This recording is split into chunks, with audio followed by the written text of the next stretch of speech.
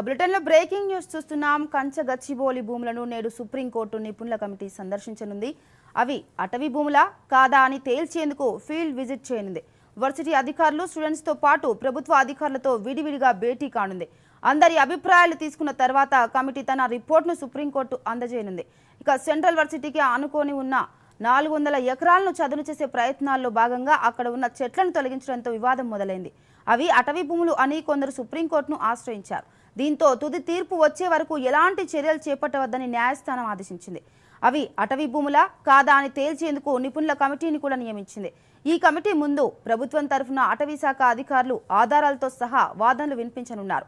ఓ ప్రాంతాన్ని అటవీ భూమిగా తేల్చేందుకు సుప్రీంకోర్టు నిర్ధారించిన నిబంధనల ప్రకారం ఎకరం విస్తీర్ణంలో సుమారు 100 చెట్లు ఉండాలి. వాటికి 100 ఏళ్ల వయసు ఉండాలి. కానీ అక్కడ చిన్న చిన్న చెట్లు మాత్రమే ఉన్నాయి. జంతువుల సంఖ్య కూడా చాలా తక్కువ అని అటవీ శాఖ వర్గాలు వెల్లడించాయి.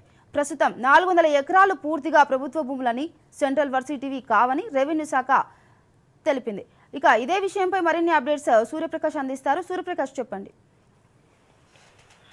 ఈరోజు సెంట్రల్ యూనివర్సిటీకి సంబంధించినటువంటి భూముల వ్యవహారంలో వివాదం మీద సుప్రీంకోర్టు నిపుణుల కమిటీ ఈ రోజు హైదరాబాద్ పర్యటించబోతా ఉంది.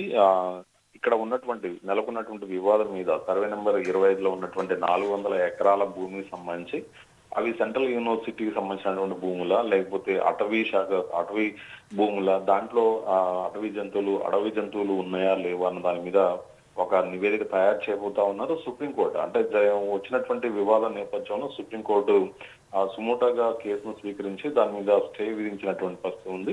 అలాగే స్వయంగా ఒక నిపుణుల కమిటీని పంపించి ఆ నివేదిక కూడా తెప్పించుకోవాలని చెప్పేసి నిర్ణయించుకున్నటువంటి పరిస్థితి ఉంది. అక్కడ నెలకొన్నటువంటి వివాదం మీద మొత్తం మీద క్షేత్రస్థాయిలో పరిశీలన చేసి ఒక నివేదిక తెప్పించుకునేటటువంటి భాగంగా ఈ రోజు నిపుణుల కమిటీ హైదరాబాద్ సెంట్రల్ యూనివర్సిటీకి సంబంధించిన భూములు కావచ్చు, అదేవిధంగా సర్వే నెంబర్ గచ్చిబౌలిలో ఉన్నటువంటి సర్వే నెంబర్ 25లో ఉన్నటువంటి 400 ఎకరాలకు సంబంధించినటువంటి భూములకు సంబంధించి క్షేత్రస్థాయిలో పర్యటించి అక్కడ వాస్తవ పరిస్థితుల మీద ఒక నివేదిక తయారు చేసి సుప్రీంకోర్టుకి అందజేయబోతా ఉన్నారు. ఇప్పటికే కాంగ్రెస్ అధిష్టానం కూడా మీనాక్షి నటరాజన్ చేత ఒక ప్రత్యేకంగా ఒక నివేదిక తెప్పించుకున్నది. ఈ సందర్భంగా ఈ రోజు వస్తున్నటువంటి సుప్రీంకోర్టు పంపించినటువంటి నిపుణుల కమిటీ అక్కడ ఉన్నటువంటి హైదరాబాద్ సెంట్రల్ యూనివర్సిటీ విద్యార్థులతోనూ, వివిధ విద్యార్థి సంఘాలతోనూ, అదేవిధంగా స్వచ్ఛంద సంస్థలతోనూ, అదేవిధంగా పర్యావరణవేత్తలతో కూడా సమావేశాలు, అదేవిధంగా చర్చలు జరపబోతా ఉంది. ఈ సందర్భంగా వాళ్ళ అభిప్రాయాలు కూడా తీసుకోబోతా ఉన్నారు. వాస్తవంగా అక్కడ మరి ఉన్నటువంటి 400 ఎకరాల భూమికి సంబంధించి నెలకొన్నటువంటి వివాదం కావచ్చు, అక్కడ విద్యార్థుల అభిప్రాయాలు కావచ్చు, అక్కడ వాస్తవంగా ఏ జంతువులు ఉన్నాయి, అసలు అటవీ భూములా లేకపోతే అటవీ సంబంధించినటువంటి నిబంధనల ప్రకారం అక్కడ చెట్లు నరికివేత జరిగిందా లేదా, ఇవన్నీ కూడా జరిగినటువంటి వివాదం మొత్తం మీద కూడా ఒక నివేదిక తయారు చేయబోతా ఉన్నారు. కాబట్టి ఈ రోజు సుప్రీంకోర్టు ఏర్పాటు చేసినటువంటి నిపుణుల బృందం ఈ రోజు ప్రత్యేకించి హైదరాబాద్ లో పర్యటించనున్నట్టుగా చెప్పవచ్చు. Okay Suryaprakash, thank you.